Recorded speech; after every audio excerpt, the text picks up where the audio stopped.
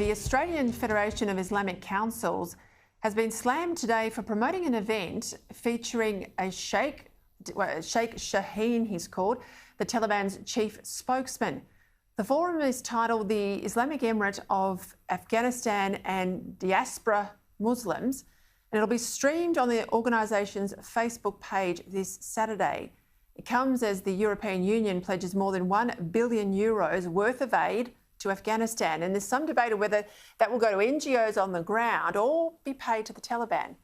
For his reaction, I want to bring in the leader of One Nation in New South Wales, Mark Latham. He joins me now from Sydney.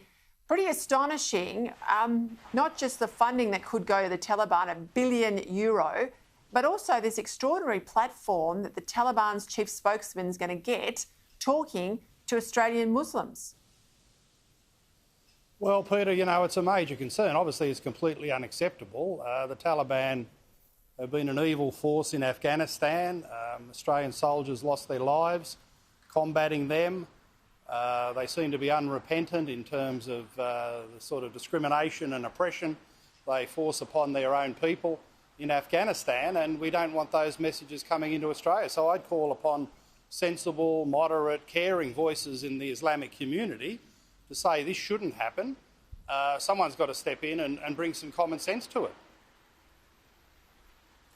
Now, I just find it, security agencies would be very concerned. I mean, this is a terror organisation. They've got a bloke in the ministry, the Interior's Minister, who's got a bounty, a multi-million-dollar US bounty on his head. I find it a real worry. Well, it is, and I mean, it's totally inconsistent with the way the international community is treating the new Afghanistan. Obviously it was a debacle as the Americans left. Obviously the Afghan army wouldn't fight, and Australia unfortunately wasted some lives of our soldiers and also a fair bit of money staying there too long, trying to train an army that just wouldn't have a go. But let's remember, the Australian standard that's been set now is that the Afghanistan cricket team can't play here in Australia because the Taliban won't let women and girls play cricket. So how, having set that standard, which I think most Australians would support, we're not going to support a country that discriminates at that level against 50% of their population, how can any Australian body reasonably entertain lectures and words of advice and urgings from the Taliban? There are good people in the Islamic community, people who know the Taliban are evil, who have embraced decent Australian values. They've got to step in and stop this broadcast from happening. Yeah, just before we go, he wants us to take him seriously. He's now the New South Wales Treasurer. I think he's been a shocking sort of green evangelist inside the Liberal Party. But there Matt Keane was today getting chummy with Extinction Rebellion, protesting outside the Parliament there with you in Sydney. Honestly, how does anybody inside the Liberal Party tolerate this bloke?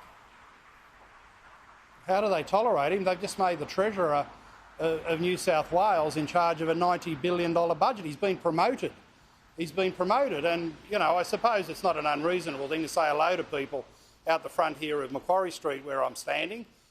Whether he supports the Extinction Rebellion and their nutty protests when they glue themselves to the ground and block traffic, you'd have to ask Matt Keane. But the real damage Matt Keane does is encouraging rent seekers, wasting public money, putting the state's economy at risk by racing to 100% renewables when you only need to look at Europe to see the peril of that. And, this is not just in the state Liberal Party. Now what Morrison's doing, Peter, and you mentioned the BCA report earlier on, they've all fallen for the mirage of technological miracles, that they can solve their emission concerns by embracing technologies that are not yet proven, that are not yet commercially viable, that have not yet been upscaled to the bulk of the population. We wasted $1 billion in Australia on carbon capture and storage. It's never going to happen. And now Matt Keane today has announced $3 billion in subsidies for hydrogen. People with Twiggy Forrest there. I mean, Twiggy Forrest has made himself a billionaire out of exporting iron ore.